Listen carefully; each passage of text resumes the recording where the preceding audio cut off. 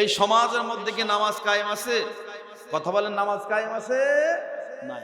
অনেক মা বোনেরাও নামাজ পড়ে না, অনেক ভাই বাবারাও নামাজ পড়ে না, কারণ ইসলামের আইন বাংলাদেশে নাই। মন চাইলে আমরা অনেকে পড়ি, মন না চাইলে আমরা নামাজ পড়ি না। কিন্তু ইসলামিক গভর্নমেন্ট যখন আসবে, তিন বেলা আমাদের জন্য খাবার যেভাবে প্রযোজ্য, 5 ওয়াক্ত নামাজ এইভাবে আমাদের জন্য ফরজ করে দিয়েছেন কে? আল্লাহ। কিন্তু আমরা আদায় করি না। ইসলামিক গভর্নমেন্ট যদি আসে, আপনাকে 5 ওয়াক্ত নামাজ বাধ্যতামূলক আদায় করতেই, মুসলমান হিসাবে নামাজ পড়া আমাদের দরকার আছে না নাই? কথা বলেন। একজন মুসলমান হিসাবে আমাকে আপনাকে দৈনিক 5 ওয়াক্ত ফরজ নামাজ পড়া দরকার আছে না নাই? আছে। কিন্তু আমরা তো নামাজ পড়তেছি না। এখন রাষ্ট্রীয়ভাবে যদি এটা কায়েম হয়ে যায়, রাষ্ট্রীয়ভাবে যদি আদেশ হয়ে যায়, কোন মুসলমান যদি নামাজ না পড়ে তার বিরুদ্ধে গ্রেফতারি পরোয়ানা জারি হবে, ইসলামিক আইন অনুযায়ী তার বিরুদ্ধে ব্যবস্থা নেওয়া হবে, তাহলে ওই সমাজের মানুষ, ওই রাষ্ট্রের মানুষ নামাজ পড়বে কি পড়বে না? আরে ভাই কথা বলেন, পড়বে কি পড়বে না?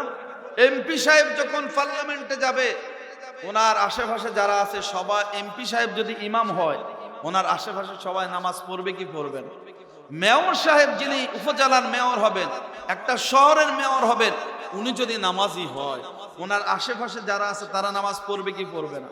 একজন চেয়ারম্যান, উনি যদি সৎ হয়, উনি যদি যোগ্য ব্যক্তি হয়, উনি যদি আল্লাহওয়ালা হয়, উনি যদি তাকওয়াবান হয়, উনি যদি ফরজগার বান্দা হয়, মানুষের গম চুরি কখনো করবে? এমন গমচোর চেয়ারম্যান আছে না নাই? চালচোর মেম্বার আছে না নাই? আছে। কেন আছে? তাদের ভিতরে কার ভয় নাই? আল্লাহ ভয়। এজন্য আল্লাহ রাব্বুল আলামিন বলছেন পারবো না। কেন না? আল্লাহ রাব্বুল আলামিন কুরআনুল কারীমের সূরা বাকারার মধ্যে বলছেন, আফাতুমিনুনা বিবাদিল কিতাবি ওয়া তাকফুরুনা বিবাদ। তোমরা কি কোরআনের কিছু অংশ মানবে আর কিছু অংশ মানবে না? এমন মানুষ সমাজের মধ্যে আছে না নাই? কোরআনের কিছু অংশ মানে আর কিছু অংশ মানতে চায় না। কোরআনটাকে আপনাকে পরিপূর্ণভাবে মানতে হবে, পরিপূর্ণভাবে আপনাকে কোরআনের প্রতি ঈমান আনতে হবে। ছোটকালে যখন আমরা মুক্তবে গিয়েছি, আমরা পড়েছিলাম আমানতু বিল্লাহি ওয়া মালাইকাতিহি ওয়া কুতুবিহি ওয়া রুসুলিহি ওয়াল ইয়াউমিল আখিরি ওয়াল কদরি খাইরিহি ওয়া শাররিহি মিনাল্লাহি তাআলা ওয়াল বাসি বাদাল মাউত। এই ঈমানে মুফাসসাল কি আপনারা পারেন? কথা বলেন। ঈমানে মুফাসসাল কি আপনারা পড়ছেন? ছোটকালে পড়েন নাই?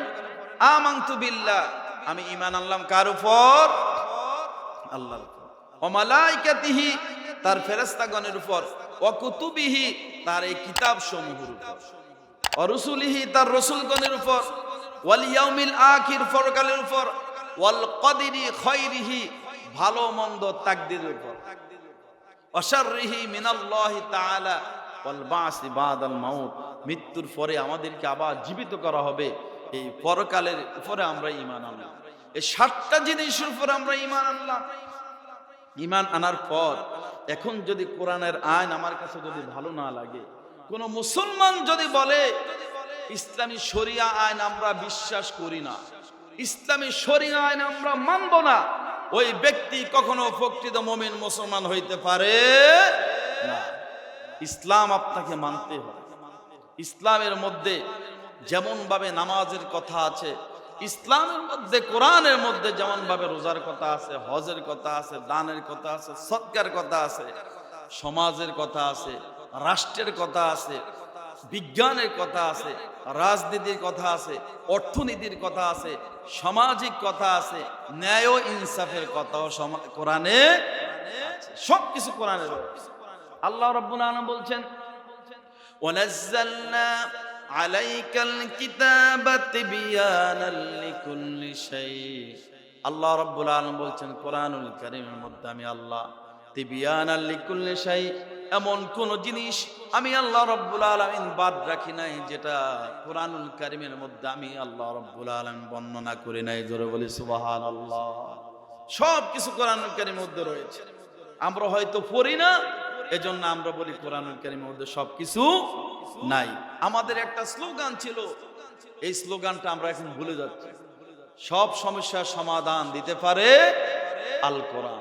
সব সমস্যার সমাধান যদি আল কোরআন দিতে পারে, তাহলে মানব জাতির যত সমস্যা আছে এই সমস্যার সমাধান কোরআনে আছে না নাই? কথা বলেন, আছে না নাই? সব কিছু সমস্যার সমাধান কোরআনে রয়েছে। এবার আমার বন্ধুরা, আল্লাহ রাব্বুল আলামিন সূরাতুল হজ্জের ৪১ নম্বর আয়াতে আল্লাহ তাআলা মানব জাতির কিছু সমস্যার সমাধানের কথা বলছেন।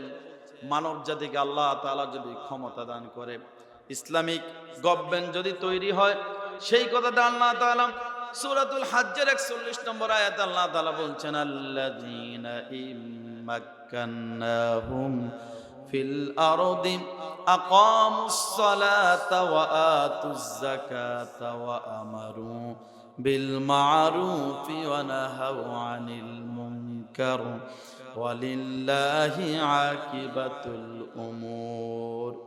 আল্লাহ রাব্বুল আলামিন বলছেন, আমি আল্লাহ রাব্বুল আলামিন যদি এমন সব লোকদেরকে যদি আমি পৃথিবীর কর্তৃত্ব যদি দান করি, অর্থাৎ মুসলমানদেরকে যদি রাষ্ট্র ক্ষমতার মালিক যদি আল্লাহ তাআলা দেয়, তাহলে তারা ৪টা দফা কাজ বাস্তবায়ন করবে।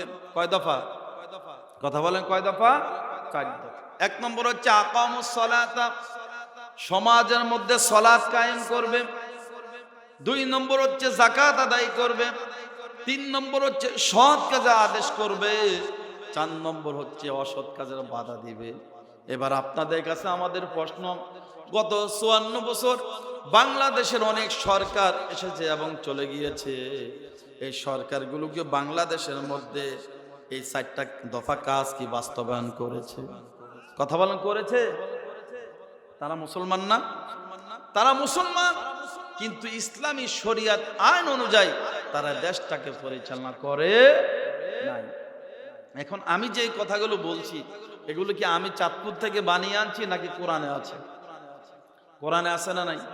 এখন কোন ব্যক্তি যদি বলে যে কোরআনের মধ্যে রাজনীতির কথা নাই, হুজুরে মনে এগুলো বানাই বানাই বলতেছে, তাহলে কোন ব্যক্তি যদি সন্দেহ করে, ওই ব্যক্তির কি ঈমান থাকবে?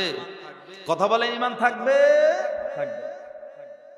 আল্লাহ রাব্বুল আলামিন বলছেন, আল্লাযীনা ইম্মাক্কান্নাহুম ফিল আরদ, আমি যদি মুসলমানদেরকে, মুহাম্মদ সাল্লাল্লাহু আলাইহি সাল্লামের উম্মতদেরকে যদি রাষ্ট্র ক্ষমতা যদি দান করি, এর মানে আল্লাহ রাব্বুল আলামিন রাষ্ট্র ক্ষমতার পক্ষে। আর যারা ইসলামী রাজনীতির বিপক্ষে, তারা আল্লাহর পক্ষে নাকি বিপক্ষে? আল্লাহর বিপক্ষে তারা। আল্লাহ তাআলা বলছেন, যদি আমি মুসলমানদেরকে মুহাম্মাদুর রাসূলুল্লাহ সাল্লাল্লাহু আলাইহি সাল্লামের উম্মতদেরকে যদি রাষ্ট্র ক্ষমতার যদি মালিক বানাই, তাদেরকে যদি কর্তৃত্ব দান করি, তাহলে তারা ৪টা দফা কাজ বাস্তবায়ন করবে। ১ নম্বর হচ্ছে আকামুস সালাতা, সমাজের মধ্যে নামাজ প্রতিষ্ঠা করবে। আমরা সবাই নামাজ পড়ি, এটা সকলে চাই কি চাই না? এই সমাজের মধ্যে কি নামাজ কায়েম আছে?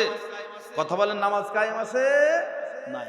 অনেক মা বোনেরাও নামাজ পড়ে না, অনেক ভাই বাবারাও নামাজ পড়ে না, কারণ ইসলামের আইন বাংলাদেশে নাই। মন চাইলে আমরা অনেকে পড়ি, মন না চাইলে আমরা নামাজ পড়ি না। কিন্তু ইসলামিক গভর্নমেন্ট যখন আসবে, ৩ বেলা আমাদের জন্য খাবার যেভাবে প্রযোজ্য, ৫ ওয়াক্ত নামাজ এইভাবে আমাদের জন্য ফরজ করে দিয়েছেন কে? আল্লাহ। কিন্তু আমরা আদায় করি না।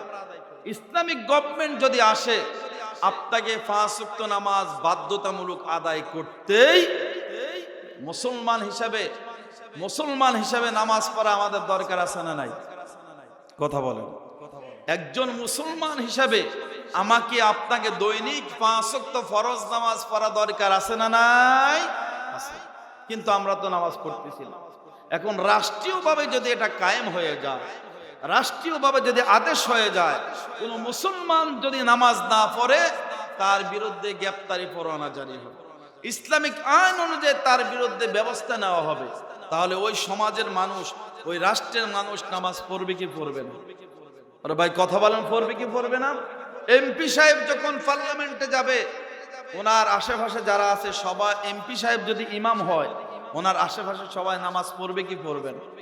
মেয়র সাহেব যিনি উপজেলার মেয়র হবেন, একটা শহরের মেয়র হবেন, উনি যদি নামাজি হয়, ওনার আশেপাশে যারা আছে তারা নামাজ পড়বে কি পড়বে না?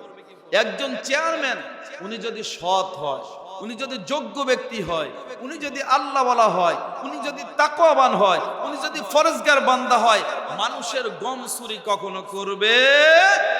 এমন গমসোর চেয়ারম্যান আছে না নাই? সালচুর মেম্বার আছে না নাই? আছে। কেন আছে? তাদের ভিতরে কার ভয় নাই? আল্লাহর ভয়। এজন্য আল্লাহ রাব্বুল আলামিন বলছেন, ইমাম যদি, নেতা যদি নামাজি হয়ে যায়, সূরাতুল বনী ইসরাঈলের মধ্যে আল্লাহ রাব্বুল আলামিন বলছেন, হাসরের ময়দানে আল্লাহ তাআলা কোন মানুষকে একা একা ডাক দিবে না। ইয়াউমা নাদু কুল্লু উনাসিম বিইমামিহিম, প্রত্যেক মানুষকে আল্লাহ তাআলা নেতা সহ ডাক দিবে, তুমি কার আনুগত্য করেছো, কার অনুসরণ করেছো, কার পিছনে পিছনে তুমি ঘুরছো, এদিকে আসো। একে একে আল্লাহ তাআলা কোনো মানুষকে ডাক দিবে না। ইয়াউমা নাদু কুল্লু উনাসিম বিইমামিহিম, সমস্ত মানুষদেরকে তার নেতা সহ ডাক দিবে। আপনাকে আপনার নেতা সহ ডাক দিবে, তোমার নেতাকে নিয়ে আসো। এখন আপনি যে নেতার পিছনে ঘুরেছেন, ওই নেতা নামাজ পড়ে নাই।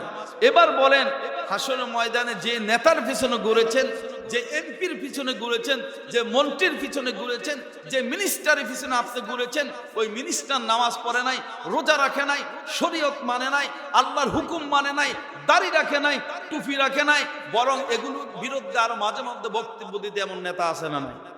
কথা বলেন, আছে না নাই? আছে। আল্লাহ তাআলা বলছেন, ইয়াউমা নাদু কুল্লু উনাসিম বিইমামিহিম, হাসরের ময়দানে আমি আল্লাহ তাআলা কোনো মানুষকে একা একা ডাক দিব না, তাদের নেতা সহ ডাক দিব। এখন আপনি আমি যাদের পিছনে ঘুরতেছি, ওই নেতা যদি বেনামাজি হয়ে যায়, আপনার অবস্থা কি হবে? আপনার অবস্থা কি হবে? সেদিন তো নেতা ফালানোর কোনো জায়গা পাবে না, তো আপনাকে কোথায় জায়গা? এজন্য ইসলামিক ইমারত যদি কায়েম হয়ে যায়, রাষ্ট্রীয়ভাবে যদি নামাজ যদি কায়েম হয়ে যায়, এমপি সাহেব নামাজ পড়বে, মন্ত্রী সাহেব নামাজ পড়বে, মেয়র সাহেব নামাজ পড়বে, চেয়ারম্যান নামাজ পড়বে, মেম্বার নামাজ পড়বে, আশেপাশে যারা আছে সবাই নামাজ পড়বে। আর সবাই যদি নামাজি হয়ে যায়, এই নামাজি ব্যক্তির পক্ষে কখনো গম চুরি, চাল চুরি করা সম্ভব হবে না। কারণ একটু আগে তিনি নামাজ পড়ে এসেছে, আল্লাহকে ভয় করে এসেছে। রীতিমতো যখন সব সময় যখন তিনি নামাজ আদায় করবে, তার অন্তরের মধ্যে ভয় ঢুকিয়ে দিবেন কে? সেজন্য এক নম্বর হচ্ছে আকামুস সালাত। সমাজের মধ্যে, রাষ্ট্রের মধ্যে নামাজ কায়েম হোক, আমরা চাই কি চাই না? কথা বলেন, চাই কি চাই না? কারা কারা চায়? দুই হাত তুলে আল্লাহকে দেখান, নারে তাকবীর। আল্লাহ তাআলা আমাদেরকে কবুল করুক, সকলে বলি আমিন। আমরা চাই যেইভাবে আল্লাহ তাআলার বিধান অনুযায়ী আমরা নামাজ পড়ি, রোজা রাখি, ঠিক তদ্রুপ এইভাবে আল্লাহ তাআলা যে আদেশ করেছেন, আলা লাহুল খালকু ওয়াল আমর, আল্লাহ তাআলা বলছেন জেনে রাখো, সৃষ্টি যার, আইন চলবে তার। জীবনের প্রত্যেকটি সেক্টরে আইন মানতে হবে কার? আরো জোরে বলে না, আইন মানতে হবে কার? আল্লাহ। আল্লাহর আইন ছাড়া কখনো সমাজের মধ্যে শান্তি আসবে না। দুই নম্বরে আল্লাহ তাআলা বলছেন ওয়া আতাজ যাকাত, যাকাত আদায় করবে। এক নম্বর হচ্ছে সমাজের মধ্যে নামাজ কায়েম করবে। দুই নম্বর হচ্ছে সমাজে এলিট পার্সেন্ট যে সমস্ত লোক রয়েছে, সমাজের যারা বিত্তবান লোক রয়েছে, তারা ভালোভাবে যাকাত আদায় করে না। যাদেরকে আল্লাহ তাআলা সম্পদ দিয়েছেন, যাকাত যাদের উপর আল্লাহ তাআলা ফরজ করে দিয়েছেন, সমাজের সকল মানুষ যদি সুন্দর মতো যদি যাকাত যদি আদায় করত, এই সমাজের মধ্যে, রাষ্ট্রের মধ্যে এত গরিব মানুষ পাওয়া যেত না। কারণ আজকে মানুষ যাকাতটাকে জরিমানা মনে করে, আজকে মানুষ যাকাত দিতে চায় না। এমপি, মন্ত্রী, এসপি, ডিসি, কর্নেল, মেজর, উকিল, সাহিত্যিক, তাদের যেই পরিমাণ টাকা ব্যাংকের মধ্যে জমা আছে, ওই পরিমাণ, ওই হিসাব অনুযায়ী তারা যাকাত আদায় করে না। সঠিকভাবে সবাই যদি যাকাত আদায় করত, সমাজের মধ্যে এত গরিব থাকতো না। এজন্য আল্লাহ তাআলা বলছেন, আমি যদি মুহাম্মদ সাল্লাল্লাহু আলাইহি সাল্লামের উম্মতদেরকে যদি রাষ্ট্র ক্ষমতার মালিক যদি আমি আল্লাহ তাআলা দান করি, এক নম্বরে নামাজটাকে সামাজিকভাবে রাষ্ট্রীয়ভাবে নামাজ কায়েম হয়ে যাবে। দুই নম্বরে যাকাত আদায় করবে, কারণ যাকাত আমরা দিতে চাই না।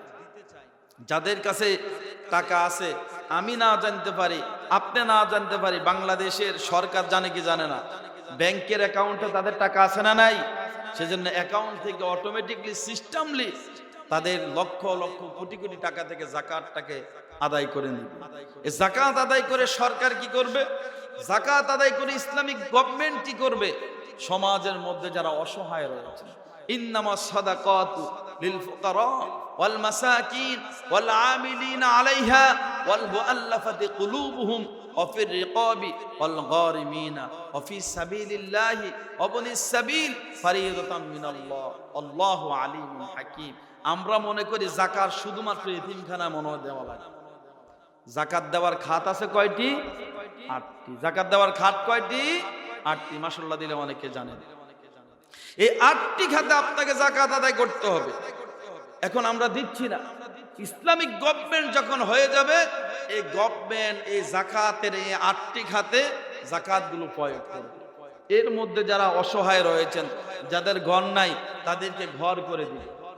যারা অসহায় আছেন, তাদের অসহায় দূর করার জন্য যে পরিকল্পনা করা দরকার, রাষ্ট্রীয়ভাবে সেই পরিকল্পনা করবে।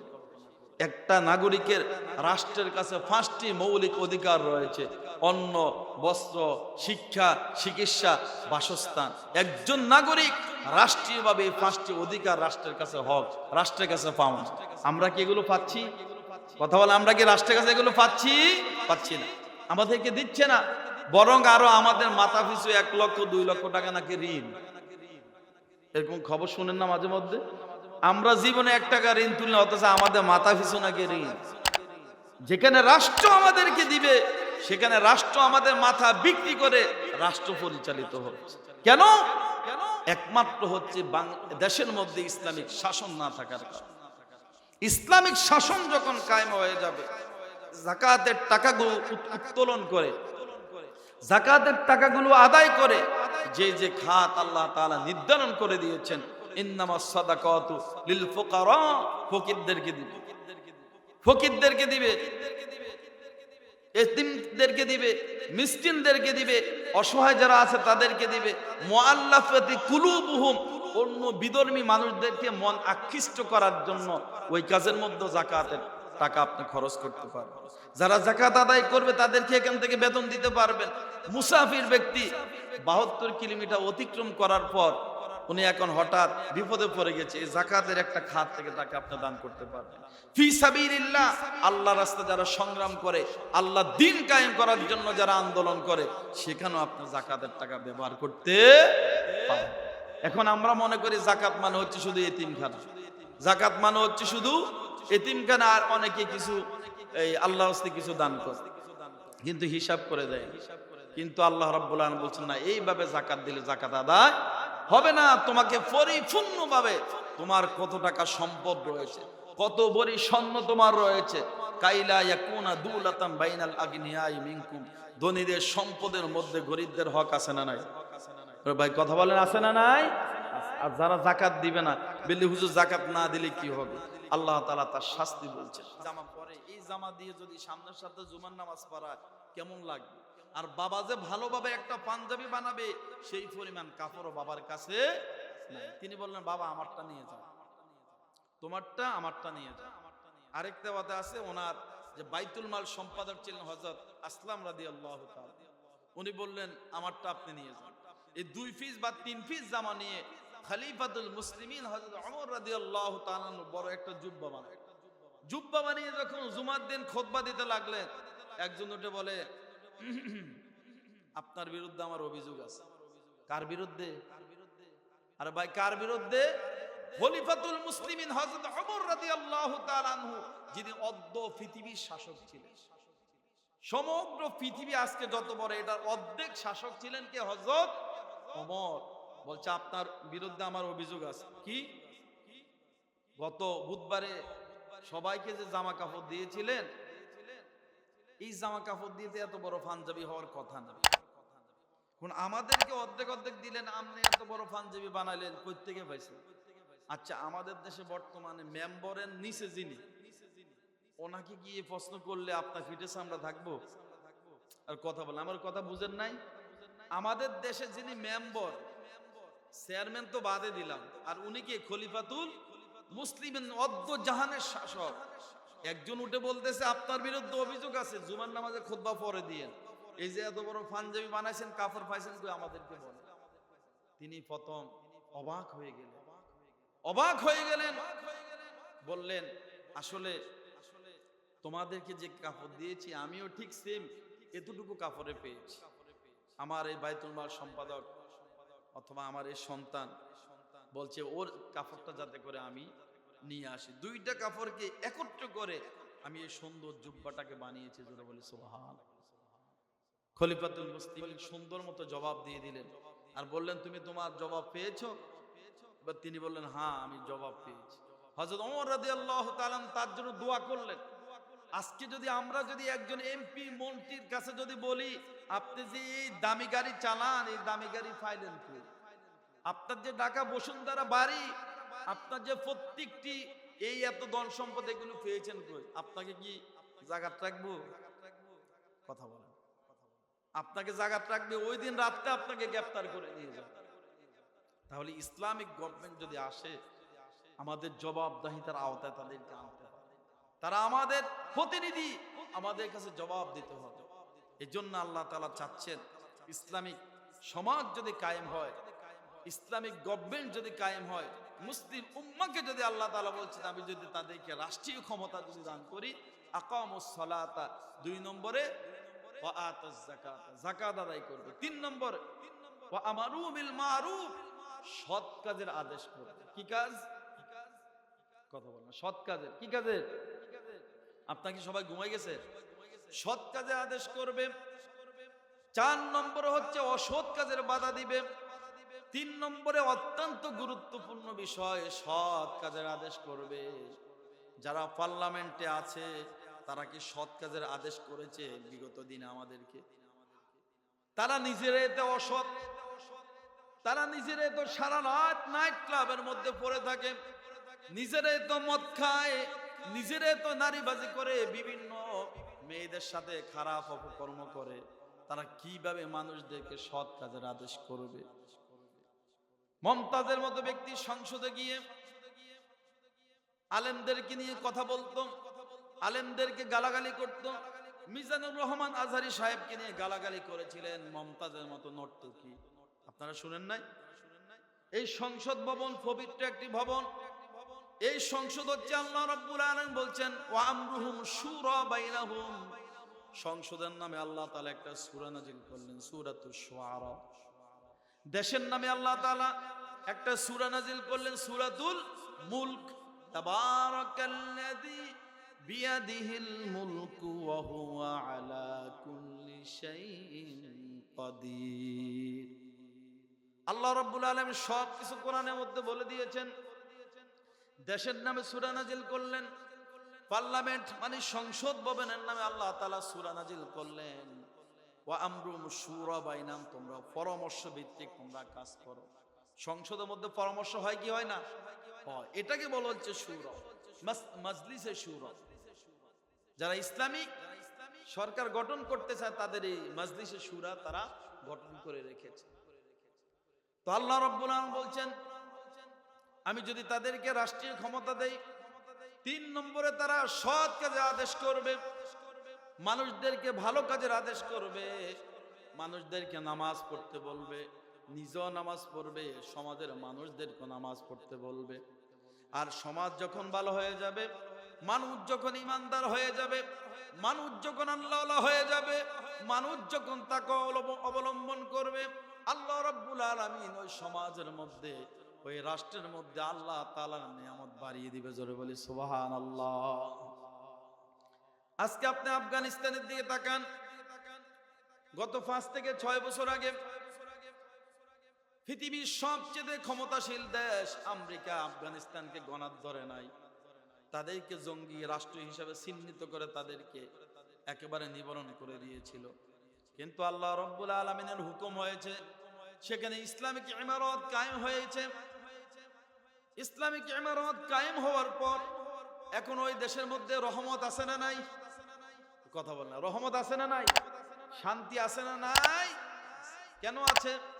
আল্লাহ রাব্বুল আলামিন সূরা কোরআনুল কারীমের মধ্যে বলে দিয়েছেন, ওয়ালাউ আন্না আহলাল কুরা আমানু ওয়াত্তাকাউ লাফাতাহনা আলাইহিম বারাকাতিম মিনাস সামাই ওয়াল আরদ। আল্লাহ রাব্বুল আলামিন বলছেন, ওয়ালাউ আন্না আহলাল কুরা আমানু ওয়াত্তাকাউ লাফাতাহনা আলাইহিম বারাকাতিম মিনাস সামাই ওয়াল আরদ। যদি জনপদের লোকেরা, এই জমিনের লোকেরা যদি আমি আল্লাহর প্রতি যদি ঈমান আনে, 2 নম্বর যদি তাকওয়া অবলম্বন করে, আমরা তো আল্লাহর প্রতি ঈমান এনেছি, আমরা আনছি কিনা? আল্লাহর প্রতি ঈমান এনেছি, কিন্তু আমরা তাকওয়া অবলম্বন করতে পারি নাই। আফগানিস্তানের মানুষগুলো তাকওয়া অবলম্বন করেছে, সেজন্য আল্লাহ তাআলা তাদেরকে নিয়ামত দিয়েছেন। সেজন্য রব্বুল আলামিন বলছেন, ওয়ালাউ আন্না হালাল কুরা আমানু ওয়াত্তাকাউ লাফাতাহনা আলাইহিম বারাকাতিম মিনাস সামাই ওয়াল আরদ।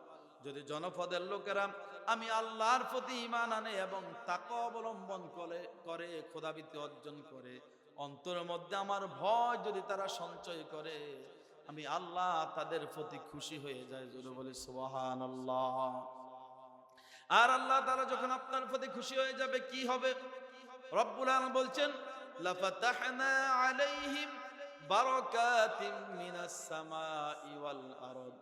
আসমান এবং জমিনের মধ্যে যত রহমতের দরজা আছে, আমি আল্লাহ আমার সেই সমস্ত বান্দার জন্য উন্মুক্ত করে দিব। জোরে বলি সুবহানাল্লাহ। আল্লাহ রাব্বুল আলামিনের ওয়াদা, মানুষ যদি আল্লাহকে যদি ভয় করে, তাকওয়া অবলম্বন করে, ওই জমিনের মধ্যে রহমত দিয়ে ভরপুর করে দেন কে? আজকে আফগানিস্তানের রহমতের অভাব নাই, শান্তির অভাব নাই, নিয়ামতের অভাব নাই, সব দিক দিয়ে নিয়ামত ভরপুর করে দিয়েছেন কে? কেন? এই মানুষগুলো আল্লাহকে ভয় করে, এই মানুষগুলো তাকওয়া অবলম্বন করেছে। এই মানুষগুলোর মধ্যে এখন চুরি, হিংসা, বিদ্বেষ, ডাকাতি, রাহাজানি, হত্যা, দর্শন এগুলো নাই। সব কিছু সমাজ থেকে 4 থেকে 5 বছর আস্তে আস্তে সমাজ থেকে দূর হয়ে গেছে। আমাদের দেশ পৃথিবীর মানচিত্রে এটা একটা অনেক ভালো একটি দেশ। আমার দেশে যদি দুর্নীতি না হতো, আমার দেশে যদি ডাকাতি না হতো, আমার দেশে সম্পদ রয়েছে, আমার দেশ এতদিন সিঙ্গাপুর থেকে আরো উন্নত হয়ে যেত। কিন্তু আমাদের দেশে চুরি ডাকাতি কম বেশ আছে না নাই? আছে। 3 নম্বরে আল্লাহ তাআলা বলছেন সৎ কাজে আদেশ করবে। এখন কারা সৎ কাজে আদেশ করবে? যারা করবে তারা নিজেরাই অসৎ। 4 নম্বর হচ্ছে তারা অসৎ কাজের বাধা দিবে। অসৎ কাজ আজকে রাষ্ট্রীয়ভাবে আসে না নাই? মদের আসর আসে না নাই? জুয়ার আসর আসে না নাই? নাই। নাইট ক্লাব আসে না নাই? সুদি ব্যাংক আসে না নাই? গাঁজা আসে না নাই? ইয়াবা আসে না নাই? পেনসিডিল আসে না নাই? বাবা আসে না নাই? এইভাবে আপনি যদি তালাশ করেন, অসংখ্য খারাপ কাজ আপনি পাবেন। এগুলো যদি ইসলামিক ইমারত যদি কায়েম হয়ে যায়, তাহলে আস্তে আস্তে সমাজ থেকে অন্যায় দূর হয়ে যাবে। সংসদের মধ্যে মদের লাইসেন্স দেওয়া হবে না, সংসদের মধ্যে তামাকের লাইসেন্স দেওয়া হবে না, সংসদের মধ্যে আইন পাশ করা হবে, ইন্নামাল খামরু ওয়াল মাইসিরু ওয়াল আনসাবু ওয়াল আজলামু রিজসুম মিন আমালিশ শাইতান। আল্লাহ তাআলা বলছেন মদ, জুয়া, ভাগ্য নির্ণয় করা, এগুলো হচ্ছে শয়তানের কাজ। এগুলো কার কাজ? শয়তানের কাজ। সুতরাং যে কাজগুলো শয়তানে করে, আজকে আমরা মুসলিম উম্মাহ এই কাজগুলো করি কি করি না? মদ, জুয়া, ইয়াবা, ফেন্সিডিল এগুলোর সাথে আমরা মুসলমানের সন্তানরা জড়িত আছে না নাই? এখন রাষ্ট্রীয়ভাবে ইসলাম যখন প্রতিষ্ঠা হয়ে যাবে, পার্লামেন্টের মধ্যে যখন আপনাদের এই সংসদে এলাকার ডক্টর মিজানুর রহমান সাহেব যখন সংসদে চলে যাবে, আল্লাহ তাআলা যদি কবুল করে তিনি গিয়ে সংসদের মধ্যে সূরাতুল মায়েদার এই আয়াতটা পড়বে, ইন্নামাল খামরু ওয়াল মাইসির ওয়াল আনসাব ওয়াল আজলাম রিজসুম মিন আমালিশ শাইতান। আল্লাহ তাআলা বলছেন এগুলো হচ্ছে শয়তানের কাজ, সুতরাং এই কাজগুলো করা যাবে না। যত খারাপ কাজ আছে সব খারাপ কাজগুলো সমাজ থেকে নির্মূল করতে হবে, সমাজ থেকে সব কিছুকে আস্তে আস্তে বিতাড়িত করতে হবে। আজকে অনেক সমাজ সুদের কারণে অনেক সমাজ নষ্ট হয়ে গেছে, এমন সমাজ আছে না নাই? সুদখোরেরা সুদ খাইতে খাইতে খাইতে খাইতে একটা পরিবারকে একবারে নিঃশ্বাস করে দিচ্ছে, পরিবারকে শেষ করে দিচ্ছে। সুদ এখন রাষ্ট্রীয়ভাবে প্রতিষ্ঠিত আছে না নাই? আরে ভাই কথা বলা আছে না নাই? আছে। ইসলামিক সরকার একদিনে এটা পরিবর্তন করতে পারবে না। ইমারতে ইসলাম আফগানিস্তানে তারা গত মনে ৩-৪ মাস আগে করছে, এই ৭ থেকে ৫ বছর পরে তারা 100% তাদের ব্যাংকগুলো সুদমুক্ত ঘোষণা করেছে। জোরে বলি আলহামদুলিল্লাহ, এটাই তাদের সফলতা। ৪-৫ বছর পরে অল বিশ্ব, যেখানে এতদিন আফগানিস্তানকে গণায় ধরতো না, এখন সমগ্র পৃথিবীর বড় বড় দেশগুলো ওই দেশের সাথে ব্যবসা বাণিজ্য করার জন্য কি আগ্রহ প্রকাশ করতেছে। আলহামদুলিল্লাহ বলবেন না? কারণ ওই দেশ এখন স্বয়ং সম্পূর্ণ, ওই দেশের মধ্যে রহমত নিয়ামত মাগফিরাত দিয়ে দিয়েছেন কে? আল্লাহ তাআলা দিয়ে দিয়েছেন। এজন্য ভাই এই ইসলামিক ইমারত কায়েম হোক, এটার পক্ষে আমাদেরকে কাজ করতে হবে, এটার পক্ষে আমাদেরকে ভূমিকা রাখতে হবে। আমরা মুসলিম উম্মাহ, আমরা যদি আল্লাহর কাছে, যদি আল্লাহর আদালতে যদি দাঁড়াইতে চাই, আমরা যদি আল্লাহর বিধিবিধান যদি পালন যদি না করি, আল্লাহর হুকুম যদি আমরা যদি পালনের জন্য চেষ্টা যদি না করি, আমার দেশের মধ্যে আজকে যেইভাবে চুরি হচ্ছে, আমার দেশের মধ্যে আজকে যেইভাবে ডাকাতি হচ্ছে, আমার দেশের মধ্যে আজকে যেইভাবে জিনা ব্যভিচার হচ্ছে, এগুলো বন্ধ করা দরকার আছে না নাই? আর ভাই কথা বলেন আছে না নাই? আছে। এখন কে বন্ধ করবে? বন্ধ করবে কে? রাষ্ট্র যদি বন্ধ না করে এগুলো বন্ধ করা সম্ভব হবে না। সেজন্য রাষ্ট্রীয়ভাবে যখন ইসলাম প্রতিষ্ঠা হয়ে যাবে, সমাজের মধ্যে, আমি প্রায় জায়গায় বলে থাকি, সমাজের মধ্যে যদি রাষ্ট্রীয়ভাবে যদি 2টা আইন যদি পাশ হয়, কয়টা আইন? 2টা। একটা হচ্ছে চুরি, একটা হচ্ছে জিনা। একটা হচ্ছে চুরি, একটা হচ্ছে কি জিনা। এই 2টার আইন যদি সমাজে, দেশের মধ্যে যদি বাস্তবায়ন হয়, সমাজের মধ্যে জিনা ব্যভিচার এখন যেভাবে চলতেছে, আস্তে আস্তে এগুলো কি অনেক কমে যাবে। চুরি ডাকাতি আজকে যেভাবে হচ্ছে সমাজের মধ্যে, আজকে চুরি ডাকাতি যেভাবে বাড়তেছে, যদি রাষ্ট্রীয়ভাবে চোরের যদি বিচার করা হয়, ওয়াসসারিকু ওয়াসসারিকাতু ফাকতাউ আইদিয়াহুমা জাযাআম বিমা কাসাবা নাকালাম মিনাল্লাহ। আল্লাহ তাআলা বলছেন, চোর এবং সুন্নি, পুরুষ হোক নারী হোক, সে যদি চুরি করে তার হাত কেটে দাও। বিধান কার? আর জোরে বলেন বিধান কার? আল্লাহ। এখন আমাদের দেশে আজকে চুরি হচ্ছে, দেখা যায় অনেক সময় চোরকে গণপিটুনি দিয়ে তাকে আমরা মেরে ফেলি। ইসলাম কি বলছে তাকে মারার জন্য? ইসলাম কি তাকে মারার জন্য বলছে? মারার জন্য বলছে সর্বোচ্চ তার হাত কেটে। এখন কি কারণে তিনি চুরি করলে এটা আগে বের করতে হবে। রাষ্ট্র যদি তার যদি ঘরে যদি খাবার না দেয়, তো সে তো ক্ষুধার তাড়নায় চুরি করবে, তাহলে এই চুরির অপরাধে তার হাত কাটা যাবে না। কারণ রাষ্ট্র একজন নাগরিকের মৌলিক যে অধিকার, অন্ন বস্ত্র শিক্ষা চিকিৎসা বাসস্থান, এগুলো যদি রাষ্ট্র যদি তার যদি দায়িত্বগুলো যদি পালন না করে, তাহলে সে অভাবের কারণে হয়তো তিনি চুরি করবে।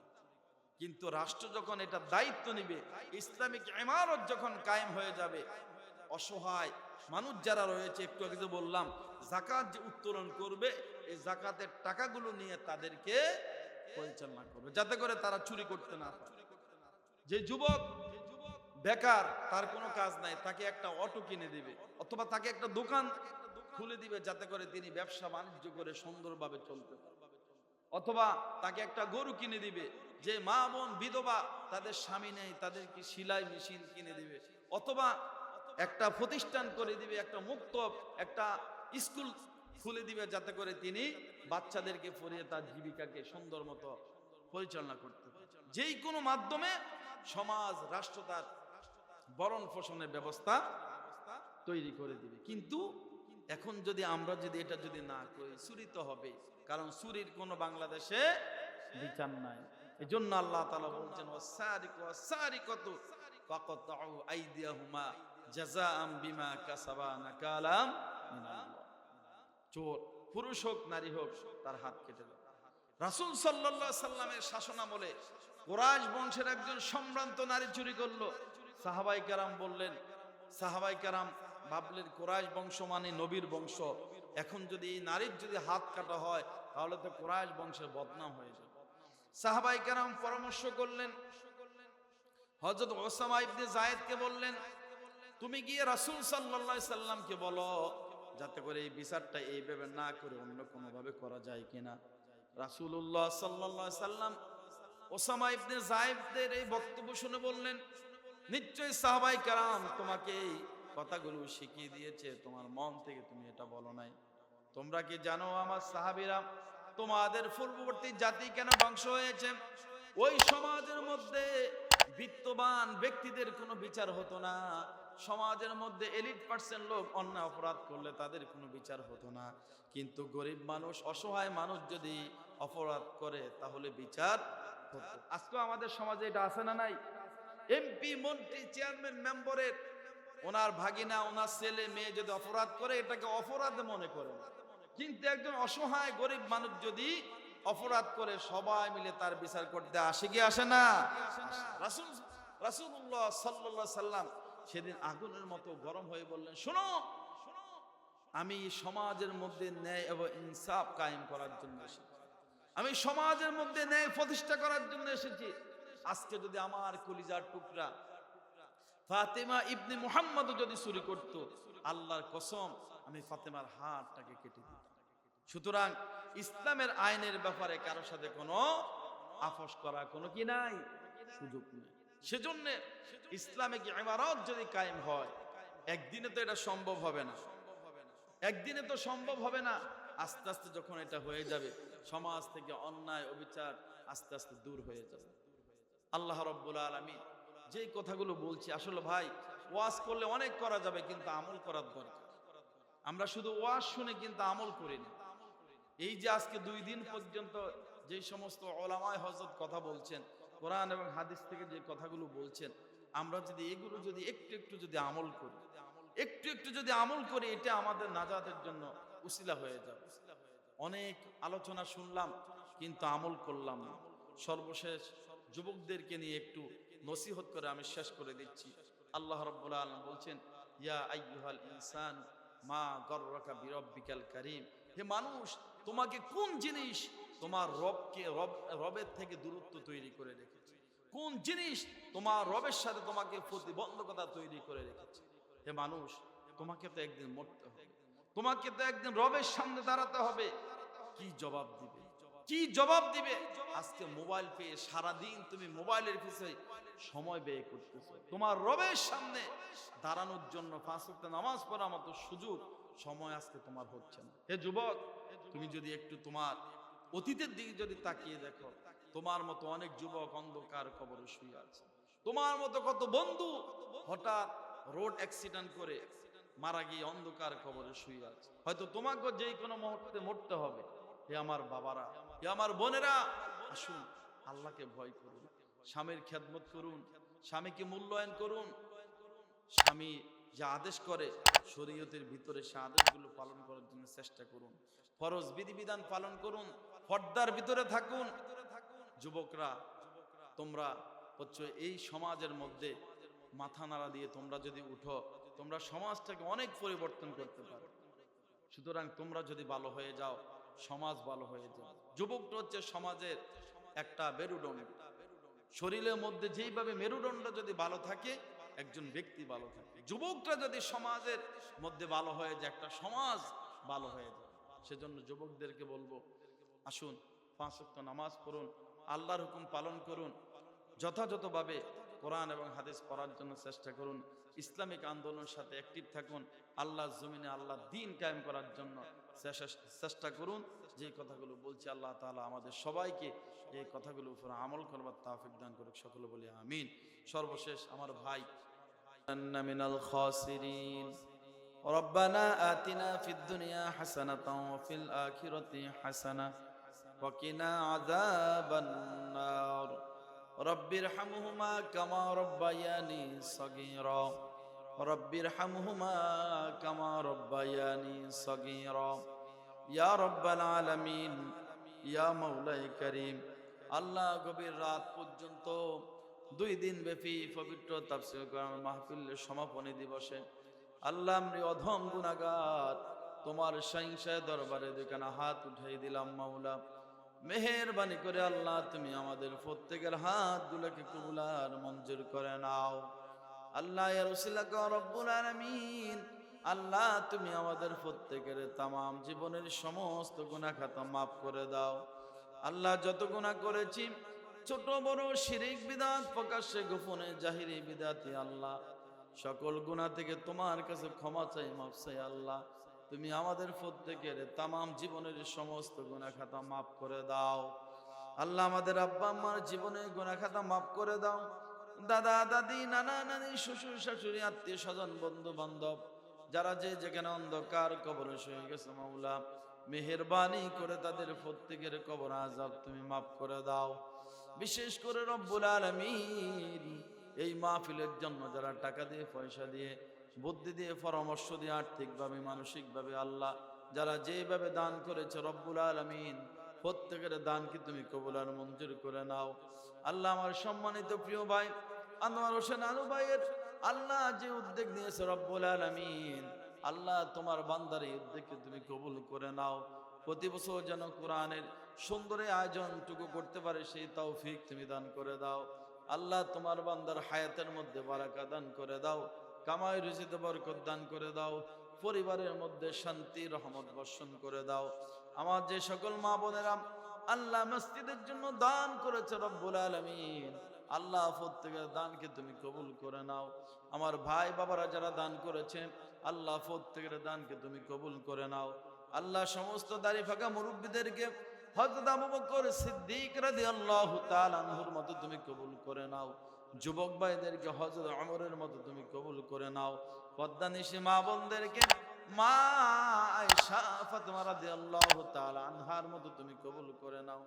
আল্লাহ ছোট্ট ছোট্ট মাসুম বাচ্চাদেরকে মাওলা ইমাম হাসান হুসাইনের মতো তুমি কবুল আর মঞ্জুর করে নাও। আল্লাহ এই গ্রামের প্রতি আপনার খাস রহমত বরকত নাজিল করে দাও।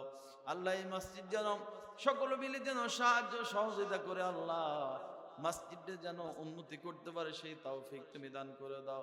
মসজিদের বাকি কাজ সুন্দর মতো যেন সমাপ্ত করতে পারে সেই তৌফিক তুমি দান করে দাও।